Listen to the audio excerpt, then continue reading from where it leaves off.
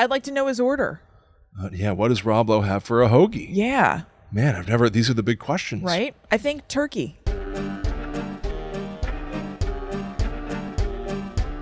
Hello, welcome to Guides to the Unknown. I'm Kristen. And I'm her little brother, William. But of course, this isn't really Guides to the Unknown today, is it? No, of course not. No, today, this is the Lowe Files Files. Whoa. Because ever since I was a boy, I love talking about this crap. Going on adventures with my babies or whatever. We're talking about the Rob Lowe family affair paranormal hunting show that lasted for one season a decade ago. Yes. The Lowe Files. I guess it's actually almost 2 decades ago. No. This was 2007, and we're in 2025.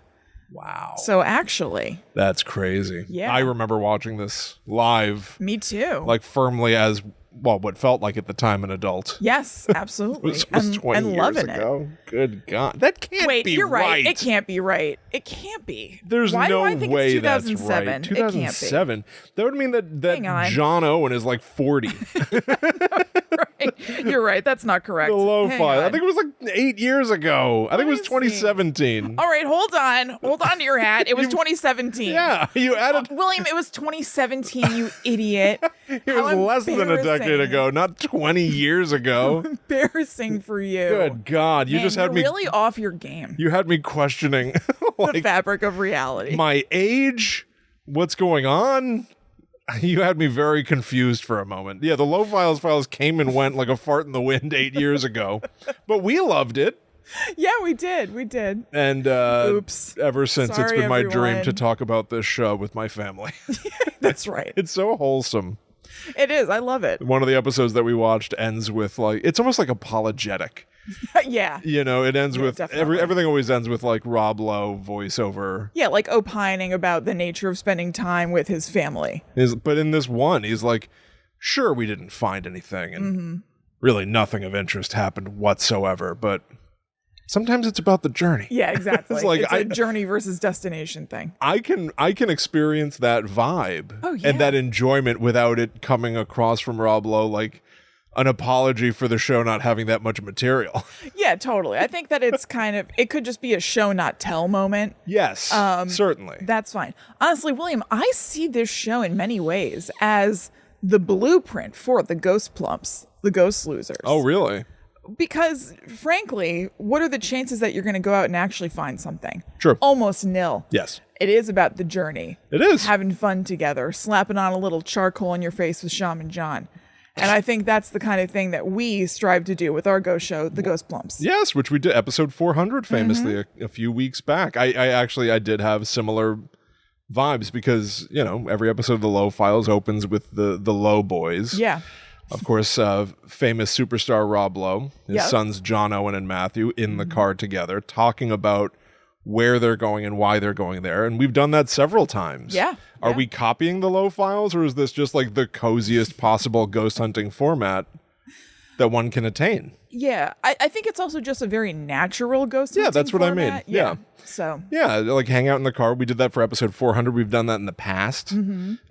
Frankly, I don't know if I'm using this correctly. I was going to say Inception, like, we did that during an episode that, like, is kind of relevant to one of the Lowe Files episodes here. They go to talk to Travis Walton, who is a UFO abductee. Yeah. And we hit the road in the car to go watch a documentary about Travis Walton one time. It was in episode 35 of Guides to the Unknown. Episode 35. Yeah. Now, that was almost 8 We years recorded ago. in a Taco Bell parking lot. Yeah, that's right. Yeah. That was almost 8 years ago. That would have almost been when this show was airing. Yeah, so in my mind, that was 20 years ago. Yeah, exactly. All right. Well, I think we should really get into it episode by episode. We've got a UFO story. Yep. And then we've got they went to Idaho State Penitentiary. But they both went there as a ghost hunt, but also to understand the nature of fear. Yes. Fairly esoteric. It was interesting. Yeah. So we're going to talk about all that after this commercial break.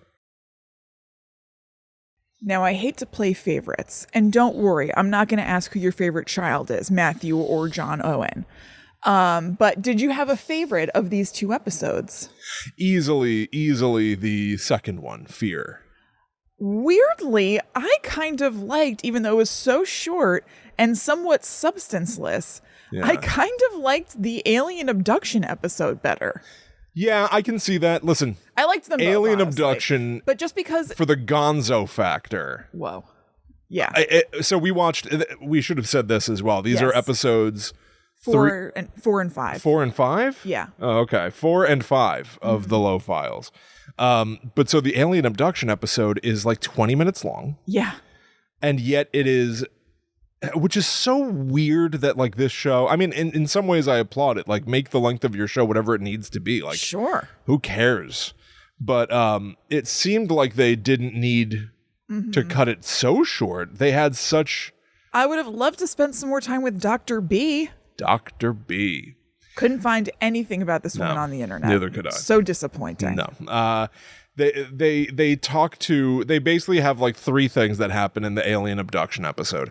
They talk to Travis Walton, who's one of the most famed, UFO abductees, so to speak, in history. Is the subject of the movie Fire in the Sky and that documentary we watched in Guide to the Unknown episode 35. Yep.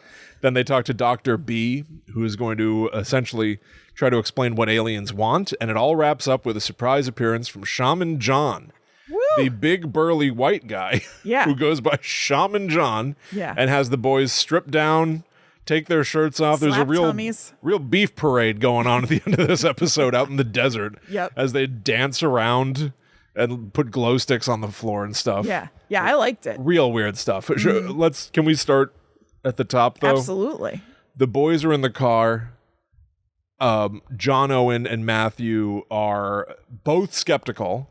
Matthew is like the super duper rigidly logical one. John Owen is a little silly, a little sarcastic. Yeah. And Rob Lowe is just like open-minded in the extreme and just seems like he's having fun. For sure. He's very like along for the ride.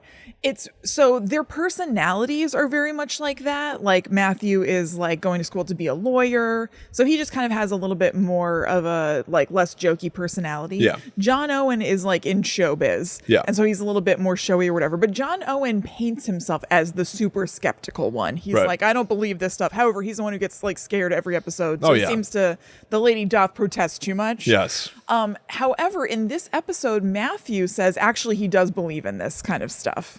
He believes in UFOs and everything. In the most... In a sciencey way. Rigid way imaginable. Yeah, he's like, I just don't understand how it could only be us. Yeah, in the universe. Which many people have said. I think that we've said the same thing of like, can you... I mean, if I asked you right now, like, do you believe in UFOs? Yeah, at this point, there's something's up. I don't know what it is, but something seems strange. Yeah, I guess in 2025, that's a harder question to expect any other answer to, because... Which is so weird. Yeah. But yeah, something's hinky. Yeah, something is hinky. Yeah. But for them, it's 2017. All of these UFO hearings... I can't believe I thought it was 20 years ago. Like, what the hell? I don't know. I was honestly, when I said that, I was picturing my notes where I wrote 2007. I was visually seeing my notes app. Yeah. I guess I just typoed it. You have a vivid memory of making a huge blunder. Yeah. I didn't like really feel in my bones that it was 20 years ago. I can't believe I said that. Yeah. But so for them, like when they ask Matthew, like, do you believe? He goes, well, I mean, I believe in the concept of a UFO. A UFO just really means an unidentified flying object. It doesn't mean it's an alien. It doesn't mean it's an extraterrestrial. But what are the odds? Right. The odds are that with the vastness of the universe, there's probably something out there, which is a totally reasonable thing to say. But Matthew and John Owen immediately are just like, he's our Spock. That was like something Spock would say.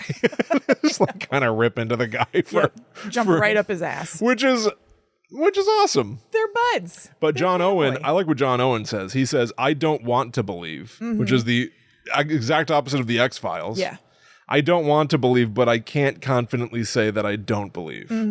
Which is to say that he kind of believes in aliens. Yeah. Which is interesting. And he's very scared of them. He said ever since he was a kid, he's like very freaked out by the idea of gray aliens. Yeah. There was some mention of like Matthew and Rob Lowe put a picture of an alien in John Owen's room at some point, like just like scaring him deliberately or whatever. Yeah. Which that's the fun thing too, is like seeing like a family operate as like they obviously have a history, but they've also obviously actually been engaging with this stuff for a long time. Yes, and it's nice that they can just have those little like offhanded mentions of history because they're obviously so baked in together. Yeah, exactly. It doesn't of the show. It doesn't feel phony. No. It doesn't feel, like Zach Bagans being like, ever since I saw a ghost, I've been interested. And like there's never a description of what happened. Saw a ghost, I've been interested in ghosts. Yeah. Right. Mm-hmm. But like there's no real backstory there. We don't know anything about Zach Bagans before. Except they did the chicken dance at weddings. Yeah, and he was on Wheel of Fortune. He was on Wheel of Fortune. Yeah. But like with these guys, like it seems like they have had at least a passing interest in this stuff. And are they amplifying some of that stuff? Maybe. Yeah, whatever. But that's all right. It comes across totally natural and really, really fun. So they go to talk to Travis Walton. Mm-hmm. What'd you think? He comes across as like very credible. Like he's just like telling a story that happened to him. You know what I mean? Yeah, I agree. And he looks like somebody who would play like a cop in a movie. Yeah. You know what I thought was kind of sweet? I thought it was kind of sweet that he was wearing a suit and tie. Oh, like he got dressed up for television. Yeah. Right. I just found that kind of cute or something. Yeah, like he didn't... Like they were all dressed kind of just like jeans and normal shirts or whatever, and he was wearing a full suit and tie. Yeah, maybe that's also why he looked like a cop in a movie. Like he just looked like from another time. Mustache, right, well, the mustache goes a long way. Definitely. What's with mustaches right now?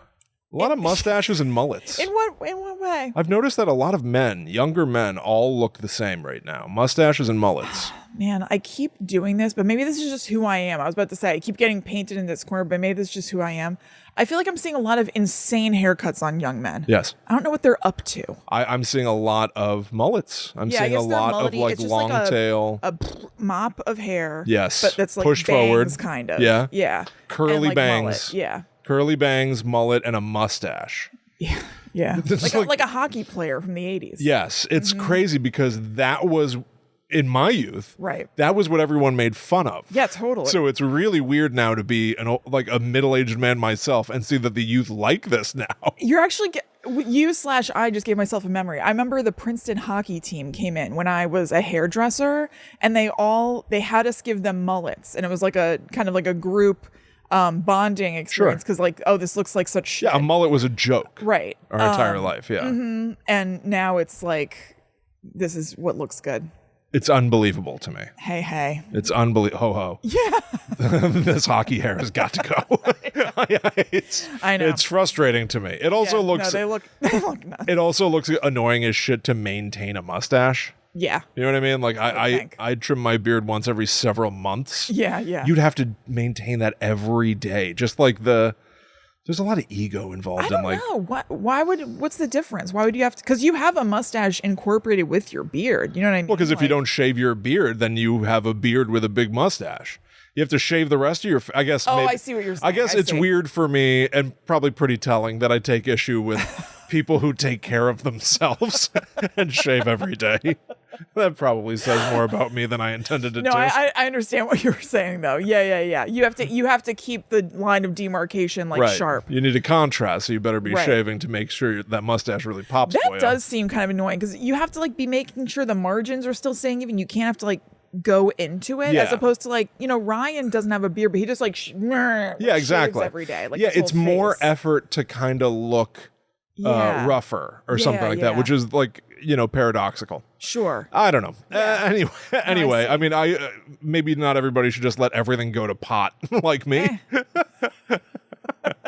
Fact of the matter is, I think I often paradoxically think that I look better when I am a little unkempt. I generally think people look better when they're a little bit more unkempt. Yes. Yeah, well, whatever. All right, so back to Rob Lowe, who's very, very kempt. Oh, yes. A very kempt man. Speaking to Travis... And looks great. So you know what? Absolutely I guess does. I take back everything I said. Speaking to Travis Walton, speaking to everybody, Rob Lowe just acts like everybody is his friend. I know. In a way that I very much appreciate. Yeah. Like Travis Walton is telling the story of his UFO encounter where he was working with a bunch of guys and then they see this craft and Rob Lowe goes, but you were the only one who ran toward the craft. Right. What's that about? What were you doing? Like, it's like, but like he's like ribbing him in a way that's opening up further of the story, but he's being a buddy. Yeah, he is. It's like disarming. It's in very like a really inviting. nice, friendly way. Yeah. And then Travis Walton is like, I didn't know. I thought by the time that even got closer, it'd be gone. Yeah, which It's is like, I funny. didn't think that it would actually be there. Yeah. It's like, stay there. Yeah. And so,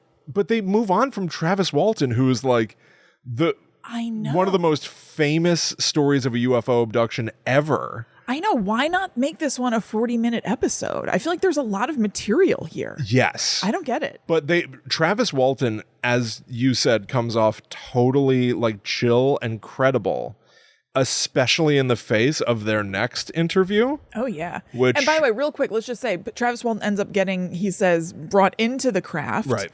And it's like a dim, weird craft. And right, they don't talk about it a whole lot. He's just like, yeah, I was in there. And they're like, what did it look like?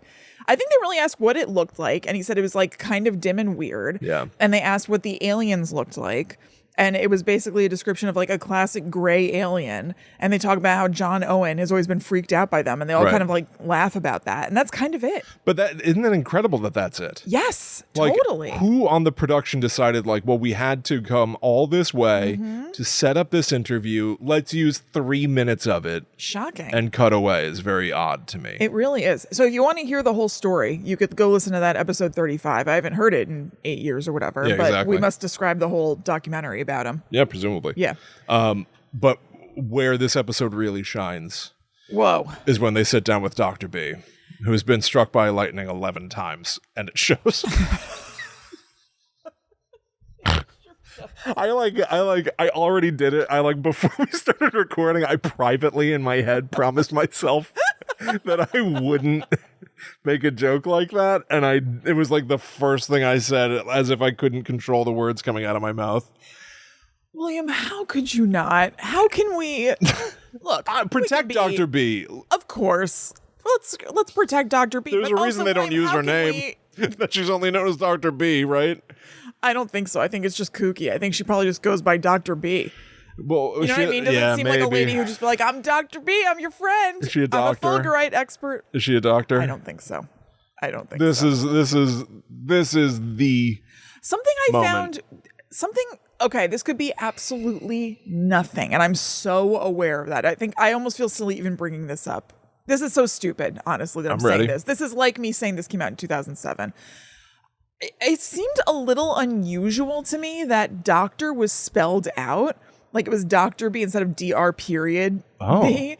And I was like, is this some sort of, I don't know, when you see the word doctor in front of somebody's name on a show or whatever, it's usually just like DR dot whatever. Yeah. I thought it was a little weird that it said Dr. B period. And I was like, is this some sort of Was it spelled right? Was it like DOCTER? Or DOK? Because it has to be a nickname because she's I not know. a doctor. It's, right. But well, here's what it has to be. It's still saying the word doctor properly, but no, I don't know. Well, what else is weird is I couldn't find anything about her. No, why would you abbreviate B? I know. But not abbreviate doctor. That's part of what I'm getting at. I didn't understand that. And I was like, could this be some weird way of getting around something? I just don't get it. And also, it didn't say Dr. B, like doctor of whatever in her Chiron. It said Dr. B, fulgurite expert. Right. Not doctor of fulgurite or whatever. So I was like, what? That could just mean that her doctorate is in something totally different. And her thing that she really like focuses on now is fulgurite. But boy, was I curious about Dr. B. Well, you can be a doctor of many things. You can be a paleontologist. That's what I'm saying. You can be a geologist. I don't know. I don't think she knew anything. Again, she knew about the chakra system. Protect Dr. B. Because she was talking. Okay, so here's the thing. So they're driving to see this woman, Dr. B, who has been hit by lightning 11 times. They get to see her, and she says to them, pretty much right off the bat, and I was like, what is I'm glad we're doing all this, but why are we even talking to this woman? I don't totally understand, because I thought we're like, I thought we're investigating UFOs. Spend more time with her than Travis Walton. Yeah, seriously.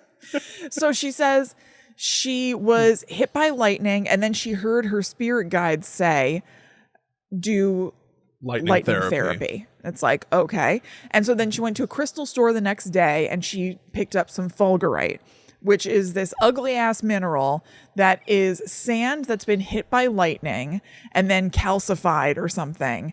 And it creates this like hardened rock. Or whatever, basically it's sand plus extreme heat. I looked this up a little bit. Have you ever seen those things where it's like somebody puts like, I'm going to sound so stupid now, Dr. W here telling you the weirdest shit real quick. Yeah. Have you ever seen that thing that people do where it's like, I feel like this is like an Etsy shop kind of notion where somebody takes like an electrical thingamajig, puts it on a piece of wood, and then you see the burns of the electricity almost do this tree branching thing through the wood.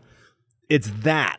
It's when lightning hits the ground, it does that tree root kind of looking thing. And anywhere the lightning touches, it basically like turns sand to glass, let's say. It like, calcifies the ground, but it then forms these like hollow tubies. Yeah. Because where the lightning zapped the ground, it's all the stuff around it. Like it's shocked into this hard material, fulgurite. It just looks like crust inside a pipe or something that got pulled out. Yeah, it looks like the inside of a crusty pipe, sure. Yeah. But it's like this hollow mineral, which However, I will say it's cool. I think it's a cool thing that exists. Really cool. I think Dr. B being like, I was hit by lightning 11 times, and then my spirit guide told me to do lightning therapy.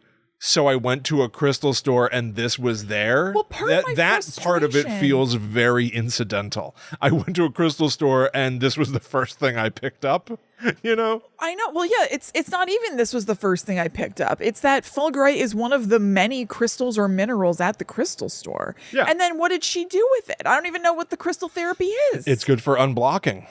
Rob Lowe's happy. Rob Lowe goes, I'm about unblocking. That sounds good. And then she just... unprompted, or in her head she seemed to feel that he had prompted her for this, I guess. It comes across like a total non sequitur weirdy thing to do. He goes, I'm all about unblocking. Mentally, that's what I would take that for.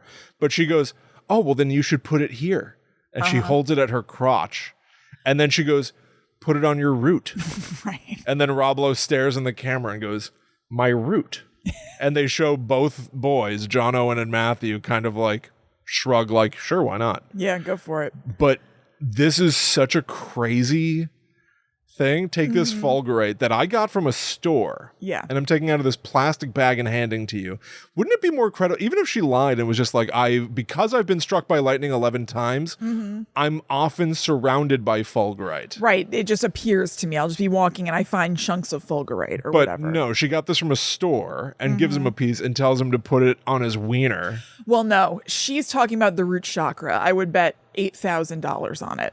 What's the root? Well, I don't know this. Neither does Rob Lowe, by the way. Yeah, there are different chakras. One of them is called the root chakra. I would bet anything that she's talking about the root chakra, which is in that area. Okay. And then he just took it as like his wiener. Oh, totally. Because who wouldn't? Completely understandably, but she didn't correct him. It's in that region. Hey, it's hollow.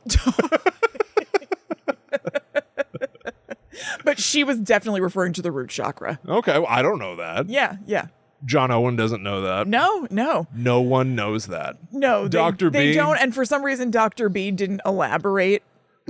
Dr. B begged some elaboration, I would think. Well, what does the root chakra do? It's like a place of grounding and stability. Okay, so you unblock your place of grounding and stability, put this pebble that I found in a store there. Yeah. All right, well, Rob Lowe puts it down his pants. Yeah, he does. Look. It looks scratchy. I was thinking the same thing. I was like, oh God. Like some Band-Aids. Anything for a bit, but that thing looks like it's gonna hurt you down there. Oh yeah. And he did it repeatedly.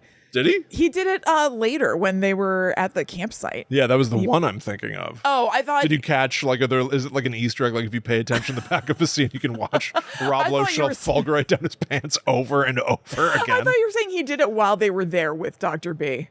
Or something. No, okay. No, he does it later, yeah. Yeah. Dr. B doesn't seem like she's providing a lot of extra context for the things she's saying.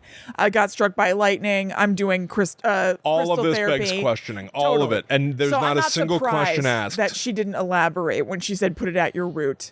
And then they started kind of like making eyes at each other that are just kind of like dick jokes flying through the ether. Yes. And she just let it happen. Yes, invisible dick jokes. Yeah. Because how can they not? Absolutely. She also says, this is... Dr. B is a particular kind of person. I've spent time with Dr. B's before. When? Well, one of them used to work at Rite Aid. Okay. Oh, yeah. Yeah. And I was... So then I have two. You have two.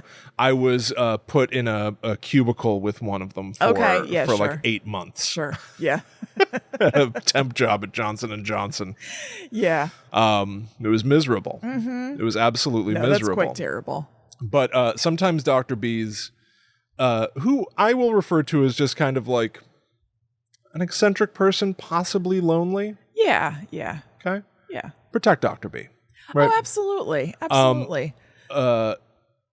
Dr. B does something. Uh-huh. Well, it's part of this moment where she says to Rob Lowe, she goes, I'm looking at you. Oh, I forgot about this. I've never met you before. Yeah. You've been abducted since you were 4 years old. Mm-hmm. And then they all kind of like, what? And she just goes, you don't remember. Right. Like it's a fact. Like telling someone factually, you don't remember. Mm-hmm. Yeah, so you can't say that I'm wrong. You can't. I've just put you in a box where you have no rebuttal. Absolutely. Because I've painted myself as an expert on this subject matter. And you don't remember is the same as a kid going, no, I used a magic protection spell on like the playground. Yeah, totally. I hit you. No, you didn't.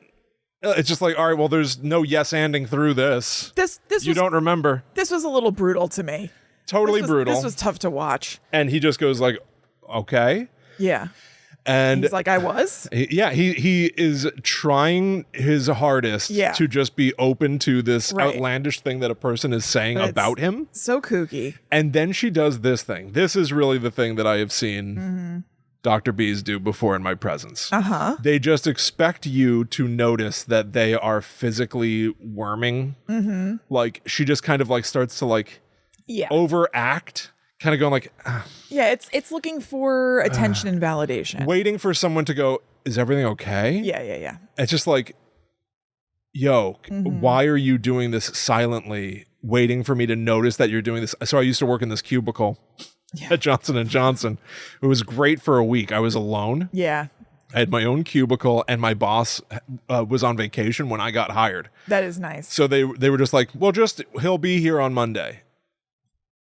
I was like, okay, what do I do in the So I just came in every day for a week and did nothing. Yeah. At that time, we already had emulators on like Android phones. Mm-hmm. It was pre-Android. No, this was a long time ago. Yeah. Whatever. I was able to play like Donkey Kong on my phone. Kicks ass. It was tight, bro. Yeah. So I did that for a week. And then he came back, my boss, who not only did I have work to do, he goes, this is, let's say Lucia. Sure. All right. Lucia is going to be working with you. And I went, oh, okay. It's great to meet you. And then he goes, so if you can maybe make some space.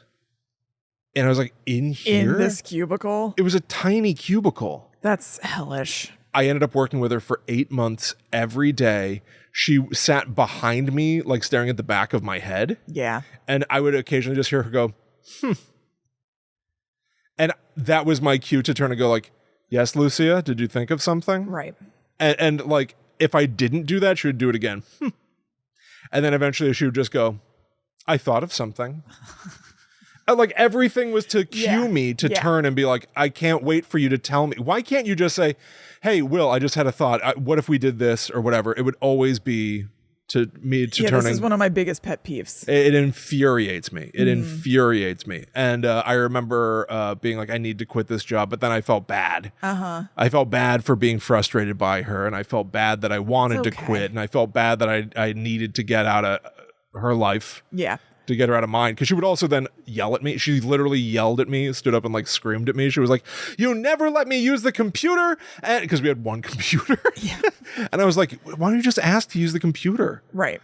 Like, yeah, you need to learn to assert yourself, you grown woman. Yeah. Oh, that's the other thing. She was like in her 60s. Yes. Which is an important detail.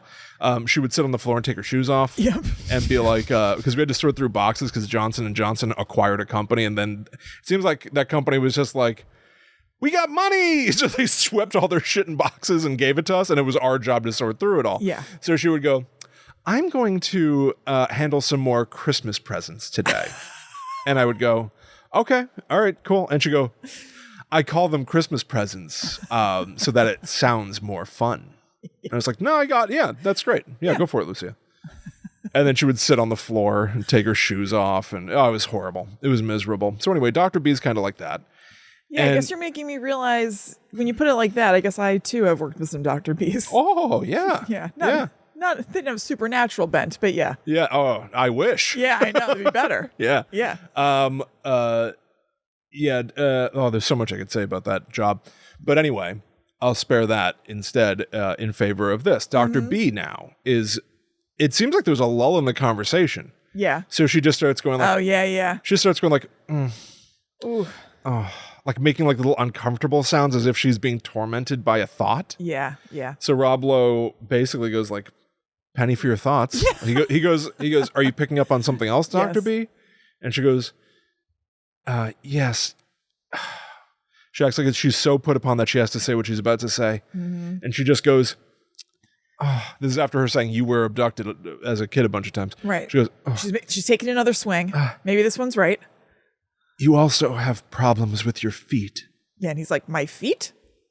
And then they basically just cut away. Yeah. They stop shy of just going like da-da-da-da-da-da, boing. Totally. Like they just cut away from her. She's treated like a joke. Yeah. And they just move on. Definitely. She's just treated like an eccentric weirdie. Yeah. And it's like... They don't say anything about it, but... Which is telling. Yes, absolutely. It's Jim looking at the camera because Michael Scott just said something crazy. Yeah. Dr. B. Dr. B. Protect Dr. B's. I know. But I don't want them to yell at me. Talk to me. Absolutely. Be kind to them, but you don't have to like everybody. It's okay. Just share a cubicle with them for the better part of a year. Brutal. That was some brutal shit, Raj.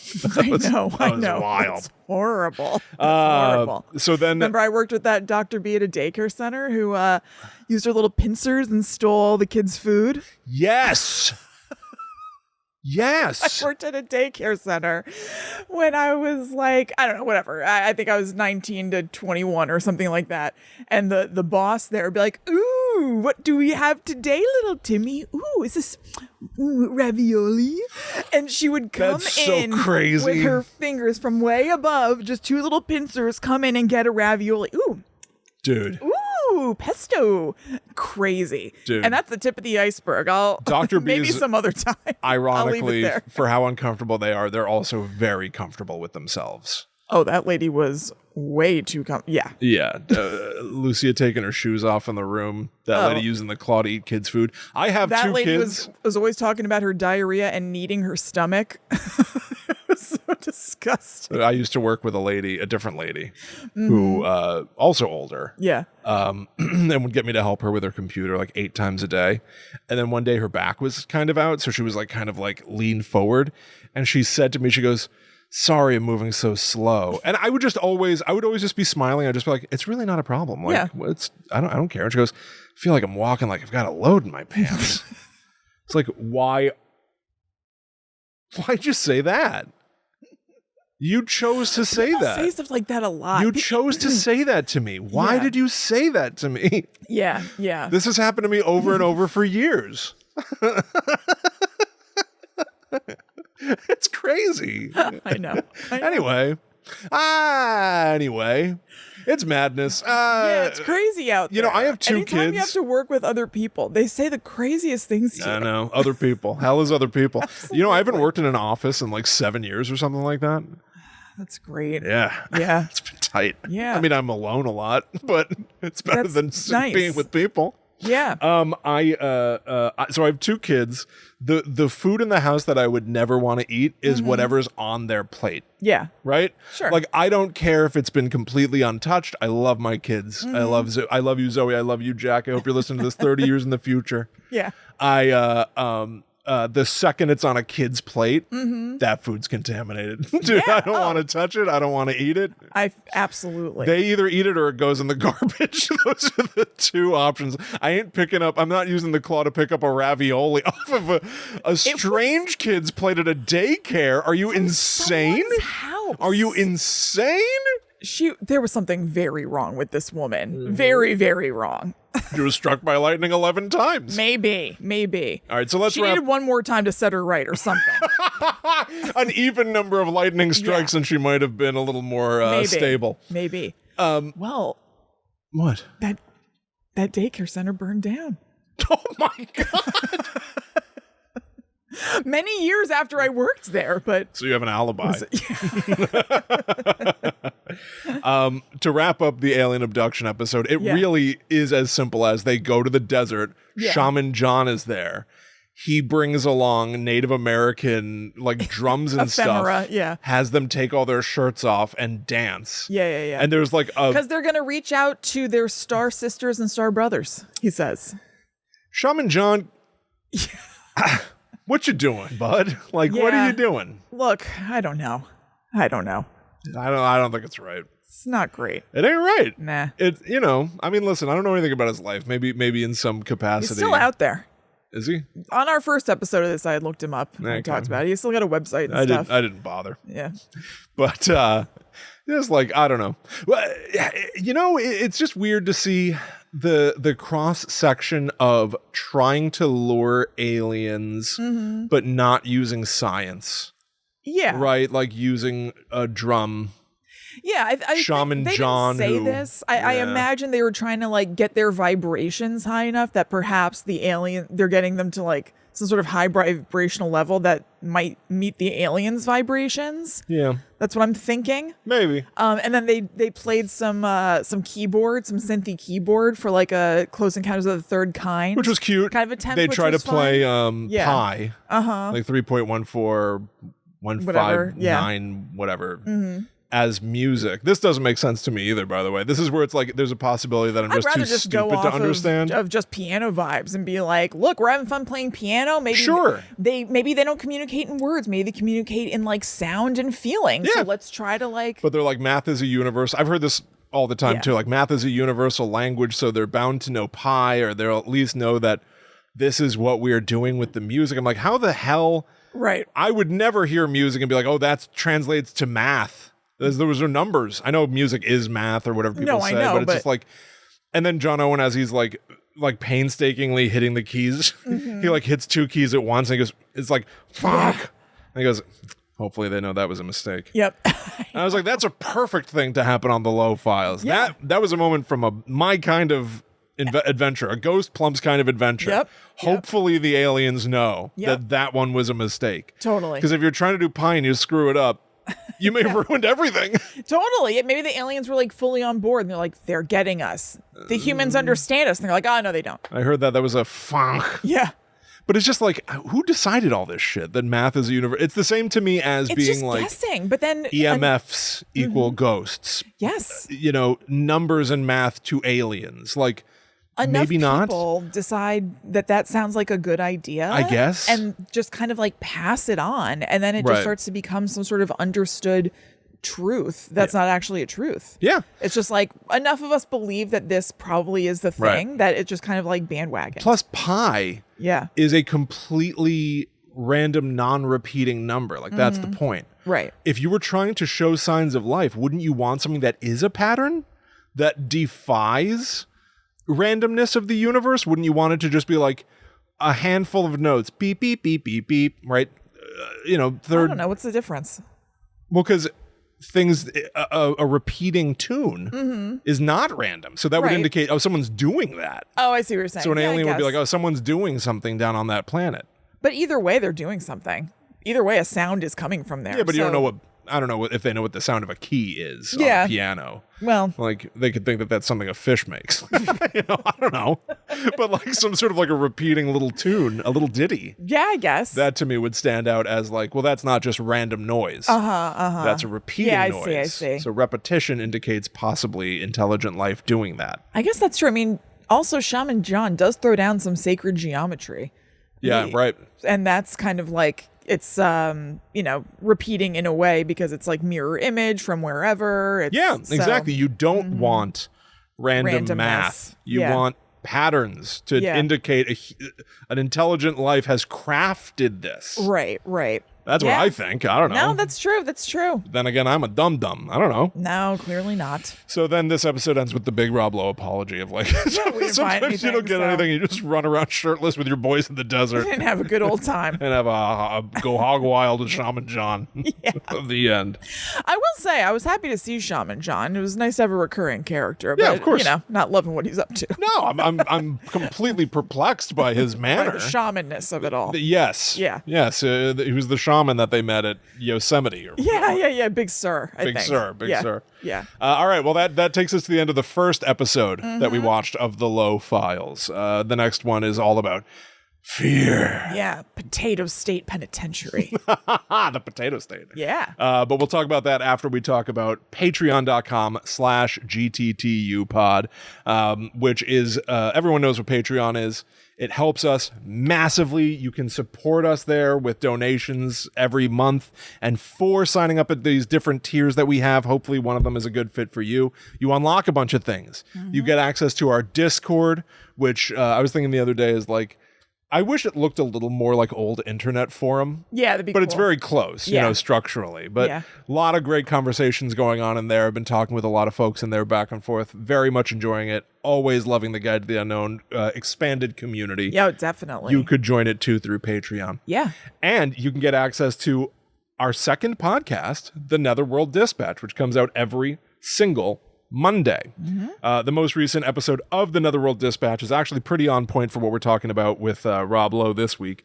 It's episode 225, The Storm Area 51 Update. That's right. There was a documentary about Storm Area 51 that came out on Netflix that talked about not just like how it became a weird event that turned into like a big online phenomenon, but like how they tried to throw a rave and it turned into like dueling raves. And it was like this whole thing that I told Will all about. Yes. If we Naruto run, we'll pace their bullets. Run the bullets or whatever. Bullets. God damn it. So go check that out. Super, super fun. We also love reading reviews. This one comes to us from Cowboy907. Also deserty. Nice. Everything's on theme. It's all dusty. Titled Love the Show. The best show. I learned about this show from Freaky Folklore. 5 stars. So shout out to Freaky Folklore. Shout out to Cowboy907.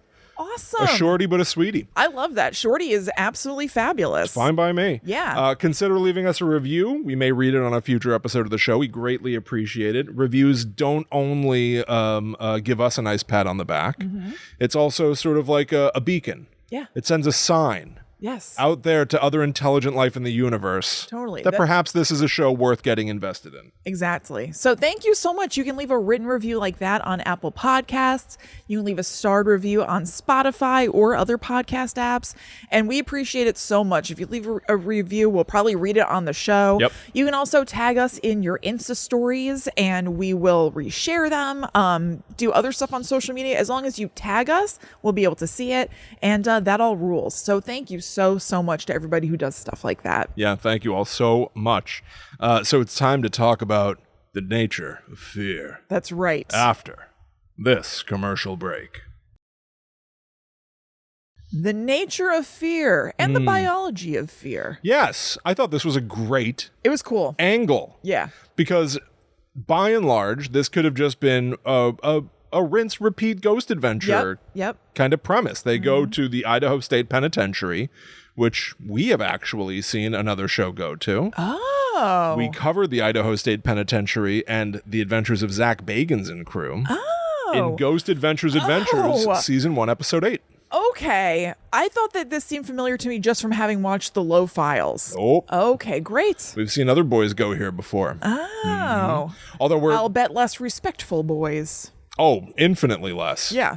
We're down a boy in this episode. Matthew had to sit this episode out, which is another touch of reality in a way that I appreciate. Me I too. felt he was missed. I did miss him. Yeah. I missed his presence. Yep. And his input. But they're like, well, he has to take a midterm. Yeah. I'm like, well, that's That's just real life, baby. Yeah, screw the show. Yeah. Life is life. And Rob Lowe, who has, obviously been working in Hollywood for decades upon decades, is like I always tell the boys, like, real life takes precedence. So, Matthew, you're going to take your midterm. I don't know why they couldn't schedule the show another time or whatever. Who knows? But whatever. It's a dose of reality and being kind of healthy.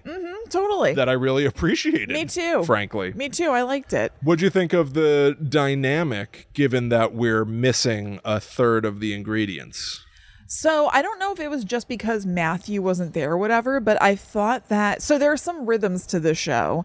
They're, always in the car to start, like we've talked about, and they'll talk about the place that they're going to, and then they break out usually into a little bit of off-topic patter. Yes. And you know what I realized? They haven't gone to a food place in the last few episodes. I know, I miss it. Me too. Where would you like to see Rob Lowe find a snack?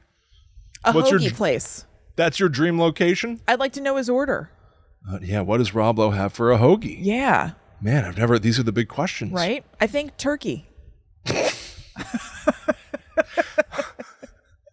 And the big answers. Don't you? Nice and lean. Yes, I think it's lean. I think that it's possible that I can imagine one of two things with Rob Lowe's order. Yeah. He would either do one of these unwich concepts. I was thinking the same thing. Right? No bread. Right. Like Jimmy John's has that, I've heard. Yes.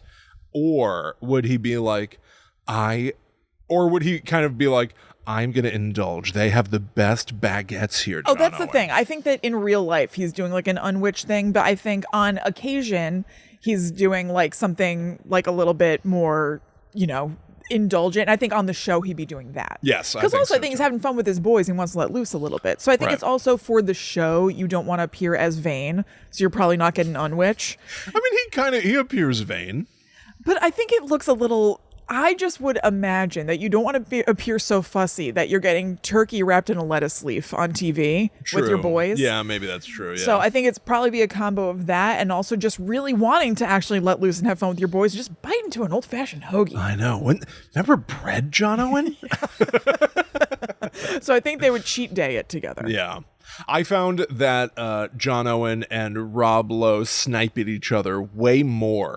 Like these sort of like picking apart what each other says was like on like adrenaline. Yeah, definitely. And I thought that it could have either just been that is just kind of like an off sort of segment, or it could be that it was the loss of the stabilizing force of Matthew. But I thought that this hanged versus hung convo went on too long. Yeah, ironically, and it wasn't doing it for me. I feel that they needed more time for the previous episode. Yes, and they could have trimmed this. They could have trimmed this down. I agree. There are a lot of like, just like, it's like Clerks. Yep. Watching them just like kind of argue about language and just pick apart words a lot. Yeah, the gallows thing isn't as funny as they seem to think it was. Like, we didn't really need like a gallows counter on the screen. Well, because John Owen said they should have one. I know, but I don't know. It just becomes this running gag through the episode. How many times do they say the word gallows? Which to me is a totally normal word. I completely agree. I found it kind of like tedious. It wasn't the worst or anything, but I was like, I wish we could just drop this thread and just like talk normal about this. Basically, they were talking about this prison and how it has a gallows, and it was during a segment where it's just Rob Lowe and John Owen talking or whatever, and John Owen thought that Rob Lowe was using a needlessly fancy word, gallows, when that's actually called something more simple, but Dad's being a dork or whatever. Right. And then he found out that is actually just what you call that. Yeah. But before that, he was like, we should have a counter on the screen that says like, it's a gallows counter for how many times you use this word. And it's just like not that funny. Well, it's just a normal word. Right. Right. Like once you realize that it's a normal word, then you don't need to do the gallows counter because it's not an unusual word in this context. Right. There's literally a sign in the penitentiary that says this is the gallows room, because that's what that's called. Yeah. When you hang somebody. Yeah, that's just what that platform is called or whatever. So yeah. I think they could have trimmed a lot of the fat, but it could have been like 2 30-something minute episodes rather than a 20-minute episode and a 40-minute episode. Yes, I totally agree. Having said that, and having just gone through episode 400, yes, I can at least attest to the notion that like as one of the chatters on the episode, I'm like, anything Kristen and I say is gold. Yeah. It's all going in. Now, I cut a ton of stuff. Oh, of course. We were in the car for 9 hours. Yes, I cut... talking the entire time and recording pretty much the whole time. I cut a ton of stuff. Yeah. But anyone could listen to that and be like, cut some of this stuff down too, sure. I'd bet. Yes. Although we got a lot of great feedback. Yeah, we did. Thank you so much. Thank you very much, everybody. Yeah. But that should become like a Pluto original. The Ghost Plumps. You know what I mean? Yeah, like, absolutely. Why not? Why can't we sell this show? Why not? Right? Yeah. We're on a network. Yeah, that's true. Maybe we could have a guide to the unknown ghost hunting. Somebody else has to edit it. Yeah, totally. That's the thing. I don't want to do that. I don't want to do it either. I want to do that every week. Yeah. Nor do I. I hate editing video. Oh, yeah. I hate editing audio too. It turns out I hate editing. Yeah. It turns out I remember this every year or so. Mm-hmm. It turns out even though I can do it, same. I hate it. Yeah. I'm at the tail end of editing something right now that I've literally been editing off and on for like a year. I know. And I'm like, I can't look at this anymore. I know. I hate doing this. Somebody else needs to start doing this for me. Yeah. We need to make more. Everyone back patreon.com/GTTUpod. If we can hit a comfortable level, I'll hire an editor. Yeah. Well, you're editing because I said we need to hire an editor. I hate editing. Yeah, but and you were like, well, never mind. I'll edit. I don't have a job. I know. This is what I do for my life. I know. I dance for my food. I know. Anyway. Yeah. So what's happening? Where am I? We were talking about how they need to cut some stuff. Oh yeah, cut it all. Anyway, like we that talked about how editing is a had. huge pain in the ass. Yeah, exactly. Yeah. So you kind of want to leave it in, but also it's like this reality TV thing. It's like very Viva La Bam to just be like, hey Don Vito, we should have a counter on the screen every time you say something crazy. Oh, bam, we don't have time for a counter on the screen. And then they put a counter on the screen. Yeah. Like it's like it's playful editing. Oh, totally. It just didn't make sense in this context. Yes, absolutely. For something else, it could be fun. But of course. I had enough of the gallows thing. Yes, but I it's agree. it's whatever. So yeah, they have a guide taking them around this prison, which has horrific conditions. Mm-hmm. They had an isolation section that they also double as calling the punishment section, and it's known as Siberia because it got so goddamn cold in there. This is horrifying. This is terrible. It's not a new concept to me at all, but it like in this context, because each of the boys will end up being put in isolation in this episode. It's like jail within jail. Yeah, totally. You were already in jail because you couldn't just follow the rules on the outside world. You did something bad, or or you were locked up because people just wanted to lock you up. Yeah. But then if you're misbehaving within jail, what do? You're already in jail. I know. They just put you in jail. They put you in timeout within jail. Ugh. And they said that somebody was in solitary for over a year. Yeah. Oof. No, it'll warp your mind. It'll turn you crazy. It's horrible. They say that 15 minutes of isolation is all it takes for you to have some signs of mental distress or something like that. Yeah. I'd do it for hours a day. They said that they would take them in there and not tell them how long they're going to be in there. It could be like hours, days, months. They didn't know. And so that was just like part of the torture. So crazy. And it's pitch black. Yeah. It's awful. So they tour those rooms, horrific. And then they see kind of like the terrible piece de resistance of this prison, which is the gallows room and the drop room, which is a separate room. Yeah, this is so scary. Yeah. I don't know if this is unique to this prison or if this is a standard sort of thing. Right. Like when I would picture a gallows or whatever, it'd be like mostly outside, but let's say if it's inside, maybe a giant room where there's a platform or something and the person is hung, the platform drops out, but you're still in the same room and the person drops through that. Here, it's two separate rooms. So a person is in this one room, they get hung, they fall through the floor of that one room and then essentially through the ceiling of the second room. That is so... Both rooms are scary. They're just disappearing from that first room. Yeah. They're going through the floor. They are gone. If you're in that first room, you know that they are dead down there, but you don't see them anymore. Out of sight, out of mind. Right. Well, you can be looking eye to eye with somebody who's standing on the trap door right. in the gallows room. Yes, as opposed to them being above you, wherever. That's a great point. And then drop down to your height or whatever. Yeah. But you can just be like looking at them, pull the lever or whatever, and then they just drop. Oh my God. And you don't have to see them anymore. And somebody must be down there to cut him loose. Yes. Yeah, Awful. no, it's horrifying. The whole thing is horrifying. Yeah. I think it is disturbing in the extreme. The idea of using a rope Oh, I know. to kill somebody is like so barbaric. I was and about to say it's super barbaric. kind of anything inefficient. Anything that's not You just know? a quick guaranteed. Yeah. I mean, honestly, I think that it's all I screwed think up anyway. putting someone to death Exactly. is, But just even within that framework, the ways to do it, anything that's not just like instant and guaranteed is like, what the hell is this? Yeah. And Or overkill. It's crazy to me that some states still do firing squad. yes, I read that they were trying to bring that back. Yeah. Which this well, is no, it's not bring it back. It is. Oh, it's still Yes, ongoing. I thought I yes. read something. Well, the notion that like, well, we've got to put them to death, but boy, oh boy, we got to make this the biggest hoop to jump through. Yeah. Like, the idea of a firing squad is you don't necessarily know whose bullet killed them, which is to say that like ignorance is bliss in a way. Like I was Yeah. on the firing squad, but I don't know. Maybe I didn't kill them. Right. Like what? What mental gymnastics do people have to go through to do such horrible things? And if you think that this is so wrong that you don't want to know who did it, maybe you shouldn't be doing it in the first place. Yeah, exactly. Yeah. Nuts. Now, I don't know. I don't want to get into an argument about whether or not jail is required. I certainly know that the way that it's being used today, it's not. Definitely. So, I don't know. The whole thing is a nightmare. But now you've got John Owen and Rob Lowe doing a tour of this place like that's long since abandoned. These hallowed halls where Zach Bagans once stood. Yeah, wow. Right? The history. And didn't find jack shit. Of course. Right? Because he's an idiot and they don't know what they're doing. No. But now the thing that makes it the hook to me that makes it particularly interesting, obviously, of course they bring along their ghost equipment. Of course they have some sort of like a puck thing that shoots like a little electrical thing, like a little doohickey. Yeah, they really don't even dwell on it though. It's there, but they don't talk about it. Not the point.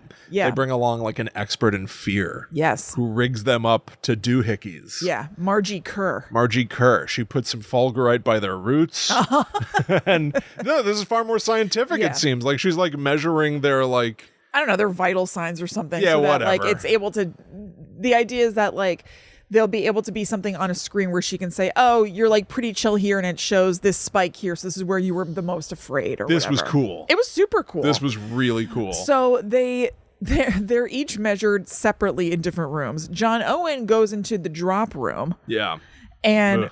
Rob Lowe goes into this room that was only accessible from the outside, and they say that nobody has been in like decades or something. They had to break the lock open just for him to get in there. Yeah, the dungeon. The dungeon. Which was like just kind of like an extra messed up solitary confinement pit, basically, in the ground. They're both given sleeping bags to like sit on so they don't have to go like buns Yeah. to the ground. Yeah. Although they'd be wearing pants. I mean, it's not as if you're going I wouldn't. bare buns.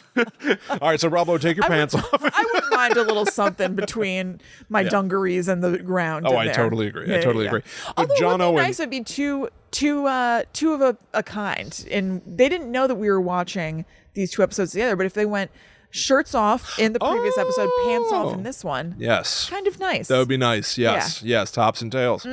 John Owen chooses to lie down on his sleeping bag. Yeah. But he's so not restful. Oh no. Like when they later look at his vitals, it's like, it's like very like a graph that with a lot of spikes, a lot of rocky spikes, indicating that he never really was able to calm down. He would occasionally start to calm, but then there'd be a spike of anxiety, so to speak. Yeah. And you can watch him because he's in the room in pitch black in the drop room, which is where the dead bodies would. And they hung a noose in the drop room just for a little bit of extra freakiness. Yep.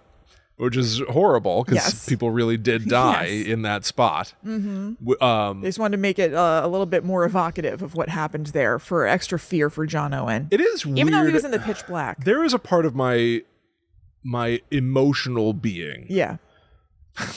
So alien. Why did I say that? It's like aside from logic, I suppose, Yes. right? Like somehow watching John Owen Lowe lie on a sleeping bag in the drop room where 100 people over the course of 100 years were killed. Yeah. There is something inappropriate. Yes, I think so too.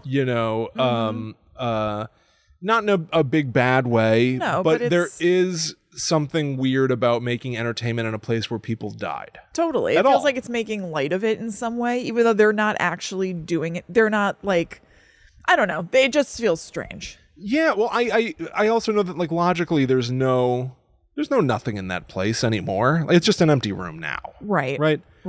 But why is it that does feel so icky? They're not making light of anybody who died in that room. No, they're not. They're not saying... That's what I was just trying to get at, but I was like stumbling. They're not like saying anything that makes light. Yeah. They're not like doing anything that's like overtly disrespectful, but just like the nature of what happened in that room, it feels like it needs to just like, be like sealed up. Yeah. And that's the end of it or something. It would be inappropriate to even just walk in there at all. I would not want to. Yeah.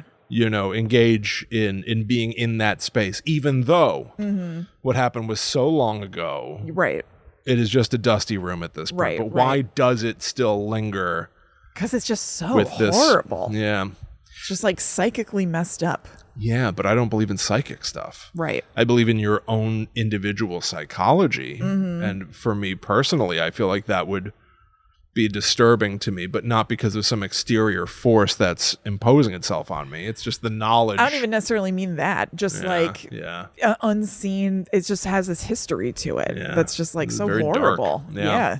But so John Owen, like, you're watching him on night vision in a pitch black room, and he's constantly talking. Yeah. Yeah. And then Rob Lowe, they put in the dungeon, and he's sitting like crisscross applesauce. Yep. On his little sleeping bag thing, but he looks visibly more meditative. Yeah. And that even bears out in his chart, which I thought was fascinating. Yeah, it was. Like, there's an anxiety that you can watch, like, rest into like a fairly even keel with occasional spikes. Yeah. But they also made a point to say to him, like, don't fight the fear you feel, lean into it. Now, I don't really know what that means in the moment. Maybe you would find a way to achieve that if you were in that situation. Yeah. It was hard for me watching the show. Yeah. To imagine, how would I lean into my fear? What? Probably like not ignoring what you're afraid of. Like if it's like, I would imagine, I don't know this obviously, but like if there is a sound of creaking in the room that's like really, really freaking you out, instead of ignoring that, like listening to the creaking or whatever, just like leaning into all those things. Which they do. You can hear what, to me, plainly, I mean, they may have been juicing the sound effects. To me, it plainly sounded just like something, like a bunch of like gravel or dust getting disturbed off something and sort of like sprinkling to the ground. And Rob Lowe's like, what is that? Did you hear that? It sounded like somebody sprinkling something. Yeah. Like everything is put in terms of like a person intentionally doing something rather than just like... Well, because also they keep thinking that they're pranking each other. So that's true too. Yeah. Like... Yeah, he thinks that like John Owen and John Owen does have somebody on the crew do that at one point, like throw something or something that's in the area. Yeah, I think that, so. Yeah. Rob Lowe would hear, and he's like, "Did you guys do that?" And he's like, "I did do that. I'm sorry." No, I would have loved. Then he's like paranoid that like every sound he hears is that. I would have loved if he was like, "What does that sound?" And he looks back and like, "Shaman John, like he is here. No one knew. I've been down in the dungeon this whole time." This little Sherpa coat. Yeah. Yeah, that would have been great. Now, Rob Lowe, when he was in that crawl space with that sleeping bag, reminded me of your sleeping bag in the crawl space at our house in East Brunswick. Oh, God. Because it was all like dirt down there and beams, and that's what it looked like if I peeked in that crawl space and saw the sleeping bag. Yes, I still don't understand what that space was. I know what I wanted out of it. I mean, I guess there's just going to be a space of just support under a house. Do you have that in your house? No. I don't have it in this house. You have it on the outside of your house. You know what I mean? Because it's under a porch. This was like in our basement. Yeah, I don't understand. In East Brunswick, there was literally part of the paneled wall that was made out of the same paneling, but you could pull the panel off. And there would be like a pretty sizable hole. Yeah, that you could crawl into. That you could crawl into, and it was unfinished flooring. It was probably only a 2-foot high crawl space. Yeah. That went completely underneath our dad's office, basically. Yeah. I do not know what that was for. It was weird. like sand flooring, whatever. Yeah. But when I was like 14...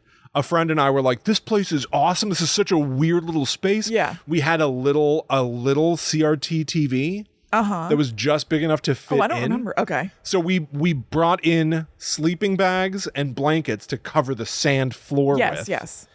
And we would play like Sega Genesis in there as if it was like a clubhouse. Yeah. That to me makes like, I know that's weird, but that makes total like teenager sense. Totally. However, there was then a day. Talk about tops and tails. You guys really hit the bottom and the top of that house, you two. Oh, sure. Climbing on the roof and shit. Yeah. Yeah. Oh, yeah. Oh, yeah. I could climb onto the roof from my window. Yeah. I literally could climb out my bedroom window onto the roof of our garage, smoke cigarettes there. Oh, yeah. I hid a pack of You cigarettes. and Trumpy on the roof. Huh? Did you see Trump was on the roof yesterday? He's stealing my moves. He climbed out of his bedroom window onto the roof. You see the clips that I would like to see. I would like to see that. See him climb scaling. out of a window. Yeah. Have you seen the clips where someone just goes, "Why are you up there?" Yeah. And then he says something and they go, "What does that mean?" I think he said, wanted to take a little walk.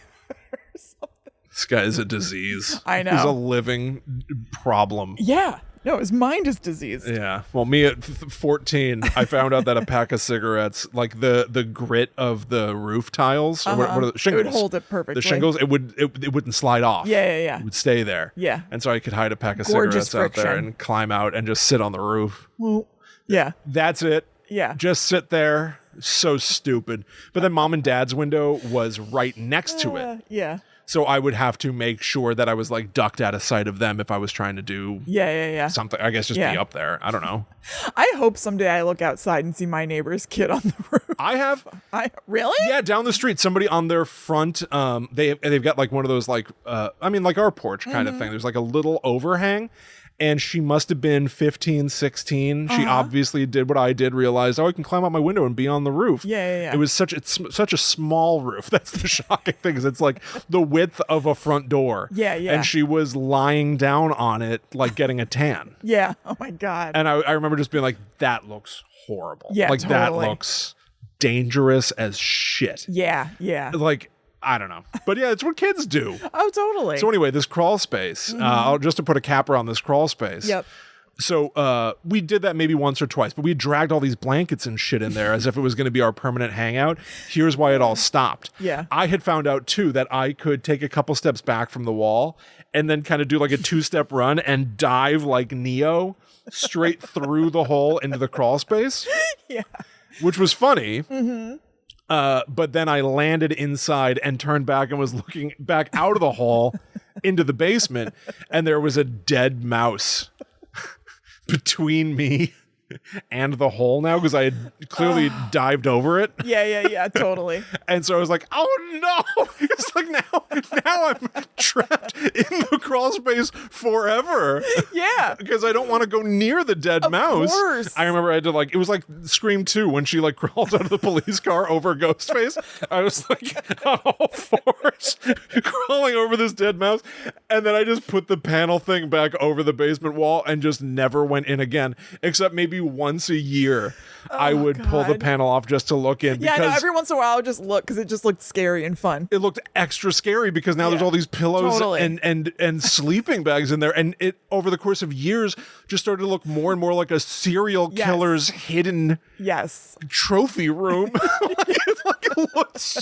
It looked crazy, so nuts. And then we moved out of that house. Yeah. And people live there now. I know. I was about to say, somebody found it. Somebody had to. Yeah, they have to have. Is there any chance it's just still there? Could they have found it and they're just be like, whoop, just replace the panel? Yeah, just like, I don't want to think about that. I don't know what that is. I don't know what that is. Boy, that's some weird shit. Oh, God. That's some weird shit. No. Now, I'm not sure that I didn't land on that mouse, by the way. Did I squish that mouse when I dove through? Just like a one little squeak. What a The nightmare. mouse's death rattle. Yeah. Another fun dead mouse story for you. Oh, can't wait. Yeah, I'm ready. One morning I woke up and we had a cat. My door was closed. My bedroom door was closed, and there was a dead mouse just inside the door, but the cat was not in there with me. And I was like, how the hell did this happen? So all I can imagine is that our cat Chloe brought a dead mouse in my room in the middle of the night. I got up in the middle of the night to go to the bathroom. By the grace of God, stepped right over the mouse. Yes. And when I came back in my room, closed the door behind me. So I woke up and went and got our dad, who had just had hip surgery, to come get the dead mouse for me. And he came downstairs. That's why you don't have 2 new kids in your 50s. It's like when you're like, well, I'm older and it'll be fine. But now you're in your 60s. And your teenage daughter is forcing you to get up on your brand new hip that hurts like shit to pick up a mouse off the floor. Totally. He put like a paper towel over it and then grabbed it with his picker upper so he didn't have to bend down. At least he didn't get it with his toes. For once. For once. This goddamn life. Love you, Pop. Well, pop. Oh, God. Oh, what a tangled web. Oh, so fun. What a life it's been. What a life. What are we talking about, Rob Lowe? What is this episode about? Whatever we want. I don't know. Whatever we want. The show's about whatever we want. Janice. Don't you know that by now? Picking up ravioli with her gross fingers. Is that what we're talking about? That's what this is about.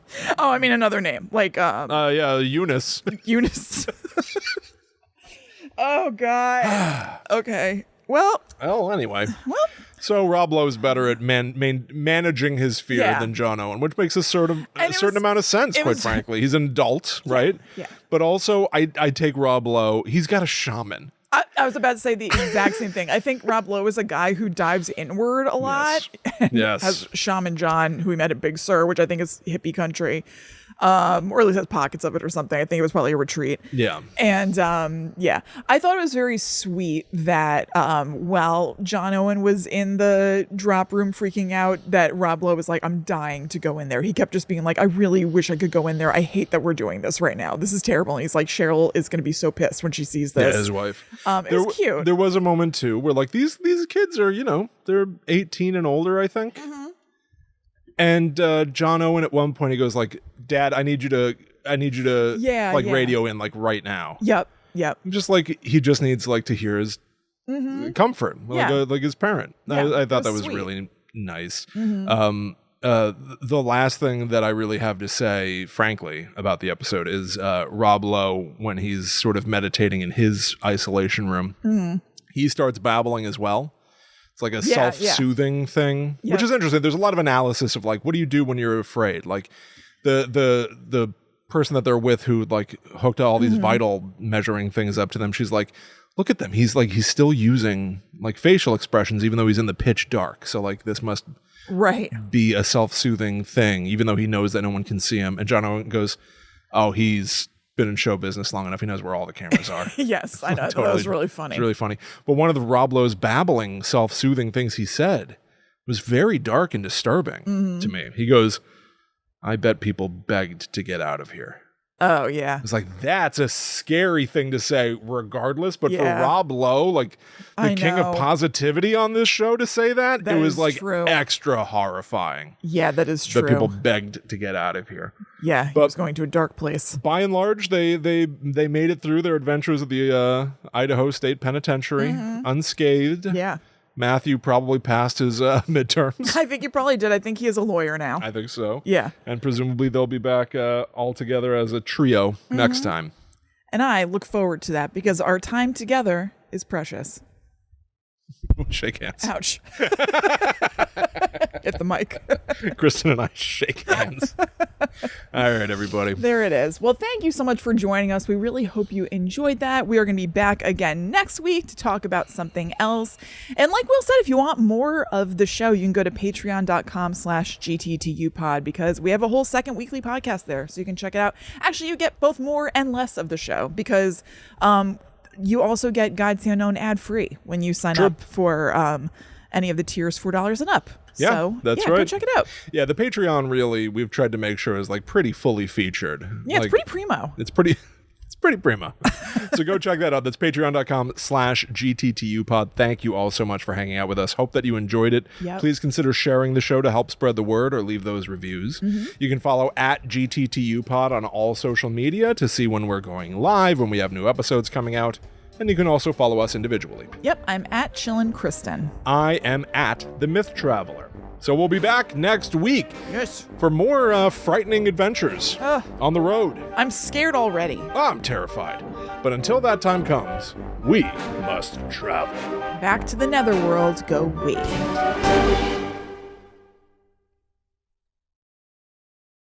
Maybe with Rob Lowe in tow. Maybe we should call him. Invite him on our next trip. Maybe we should. I think he'd have a honey of a time. I'm sure he would. Yeah. He would act like he's known us his whole life. He definitely It's like so friendly. I know. At one point, I feel like he shot a look at Dr. B about something that like John Owen said, as if she was on his page instead of her own separate book. Yeah, I think you're right about that. Yeah. Ooh, Dr. B. Protect Dr. B. Yeah, protect Dr. B. They need our help. It's fine.